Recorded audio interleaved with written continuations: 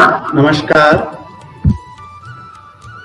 BA part द्वितीय का द्वितीय प्रश्न पत्र भारतीय समाज मुद्दे तथा समस्याएं, जिसमें आज हम बात करेंगे विसमरसता अर्थात असामंजस्यता।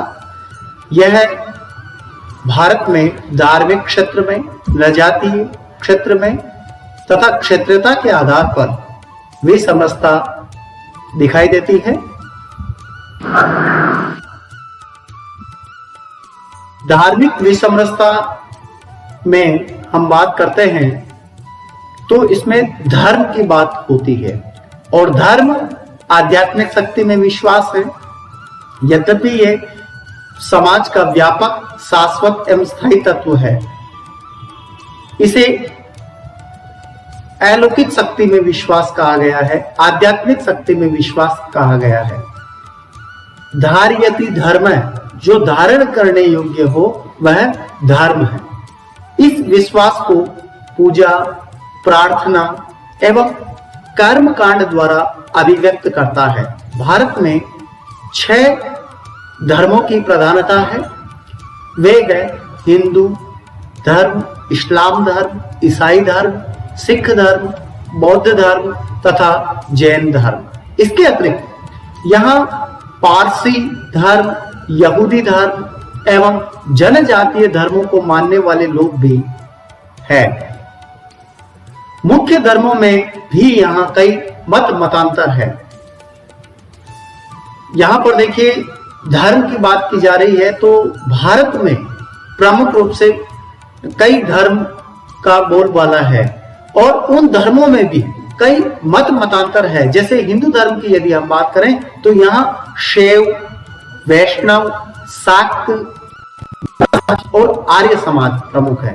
इस्लाम में शिया एवं सुन्नी संप्रदाय है। ईसाई धर्म में प्रोटेस्टेंट एवं कैथोलिक संप्रदाय है। सिख धर्म में अकाली एवं गैर अकाली तथा बौद्ध धर्म में हीनयान एवं महायान संप्रदाय है। जैन धर्म में श्वेतांबर एवं दिगंबर आदि प्रमुख संप्रदाय हैं। भारत एक धर्मनिरपेक्ष राष्ट्र रहा है, इसलिए यहाँ सभी धर्मों को फलने फूलने, प्रचार प्रसार करने एवं विकास की पूरी छूट दे रखी है। इसी छूट के आधार पर कई निम्न जातियों ने उच्च जातियों की प्रथाओं, परंपराओं, कर्मकांडों को अपनाया है, जिसे एमएन श्रीनिवास ने religion and society among the Coorgs of South India 1952 में संस्कृतिकरण की प्रक्रिया को बताया है। राजस्थान के भील एवं मीणा तथा झारखंड की संथाल, मुशार व भुइनिया, पलामऊ तथा मिर्जापुर की खाखार, दीनापुर, रंगपुर, जलपाईगुड़ी तथा कूच बिहार की कोलिया जनजातियां अपना हिंदूकरण कर रही है। अर्थात कुछ जनजातियां उच्च जातियों के कर्म कांडों को अपना रही है। जीएस गुरिये ने कास्ट, क्लास एंड ऑक्यूपेशन पुस्तक लिखी, उसमें जनजातियों को पिछड़े हिंदू की संज्ञा दी है। समय समय पर भारत में आक्रमणकारियों के रूप में विभिन्न धर्मों, प्रजातियों एवं संस्कृतियों के लोग आते रहे हैं। इसी के साथ धार्मिक एवं सांस्कृतिक तनाव का भी जन्म हुआ है। देखिए, यहाँ पर विभिन्न प्रकार के धर्म हैं, लेकिन उन धर्मों में भी जो है अलग अलग मतांतर होने से उनमें तनाव भी पैदा हुआ है और यह तनाव सांप्रदायिकता का रूप धारण कर लेता है। अंग्रेजों ने भारत का विभाजन किया, वो सांप्रदायिकता के आधार पर, धर्म के आधार पर किया।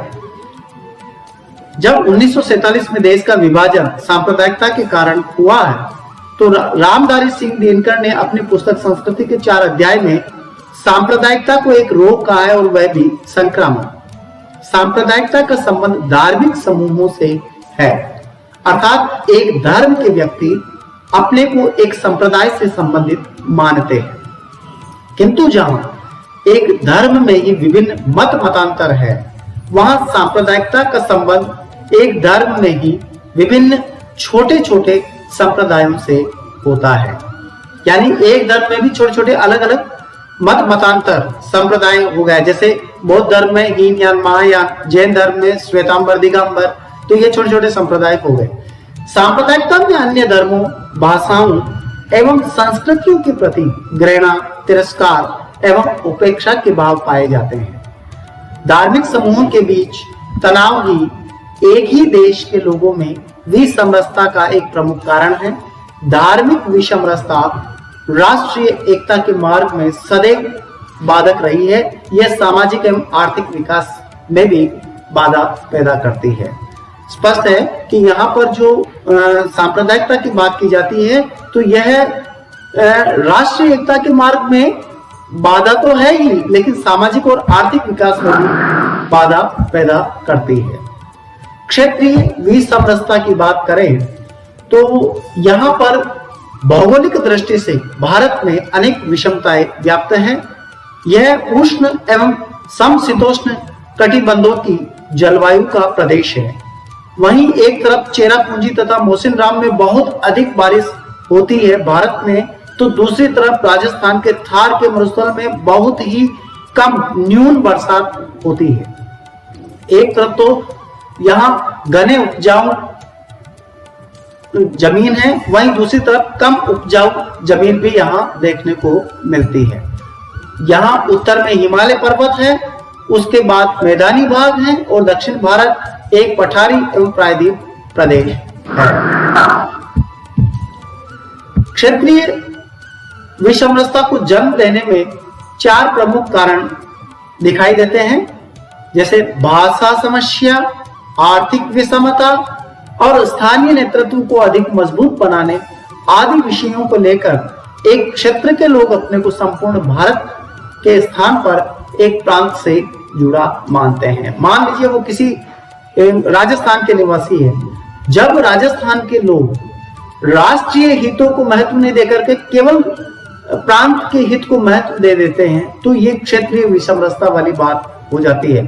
अन्य प्रांतों की तुलना में राजस्थान को महत्व दिया जाता है। दूसरा, राष्ट्रीय नेतृत्व के स्थान पर स्थानीय नेतृत्व पर अधिक बल दिया जाता है।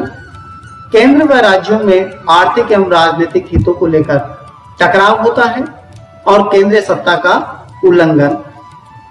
ये चार बातें प्रमुख रूप से देखी जा सकती है। ये तब अधिक होती है जब केंद्र में सरकार अलग है और प्रांत में अलग है। जैसे हम ये कहें कि राजस्थान में माननीय अशोक गहलोत जी मुख्यमंत्री हैं, जो कि कांग्रेस पार्टी से बिलोंग करते हैं। वहीं दूसरी तरफ प्राइम मिनिस्टर की बात करें तो भारत के प्रधानमंत्री माननीय जो है मोदी जी हैं, नरेंद्र जी मोदी हैं।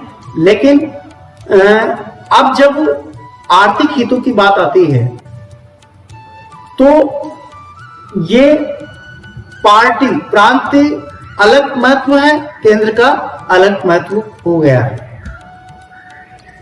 कभी कभी केंद्र के द्वारा भी प्रांतों की अनदेखी की जा रही है। अब वर्तमान में कोरोना महामारी चल रही है, लेकिन जितनी मात्रा में वैक्सीन पहुंचनी चाहिए उतनी मात्रा में वैक्सीन यहां जो है पहुंच भी रही है, लेकिन काफी दिक्कतें आ रही है। क्षेत्रीय विषमरसता के कई प्रभाव पड़े हैं, जैसे राजनीतिक दलों में सांप्रदायिकता पनपी है तथा क्षेत्रीय पक्षपात की भावना, अंतर क्षेत्रीय तनाव एवं संघर्ष, भाषावाद एवं आर्थिक एवं राजनीतिक हितों को लेकर टकराव उत्पन्न हुए हैं।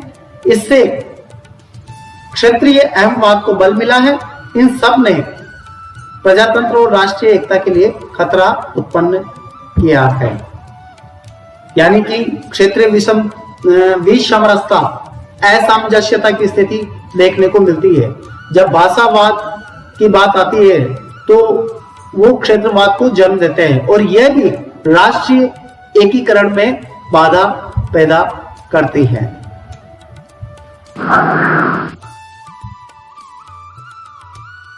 अब बात करते हैं हम नए जातीय विसमरसता की। देखिए, नर जातीय का तात्पर्य होता है जब किसी एक समूह है दूसरे समूह की तुलना में अपने को उच्च मान ले, भाषा, संस्कृति, प्रथा, धर्म के आधार पर, और दूसरे समूह को हीन मान ले, तो वह विसमरसता वाली बात हो जाती है। नर जाति की को रंग और संस्कृति के आधार पर विश्लेषित किया जा सकता है। यह समूह किसी समाज की जनसंख्या का वह भाग है जो परिवार को पद्धति, भाषा, मनोरंजन, प्रथा, धर्म, संस्कृति एवं उत्पत्ति आदि के आधार पर अपने को दूसरों से अलग समझता है।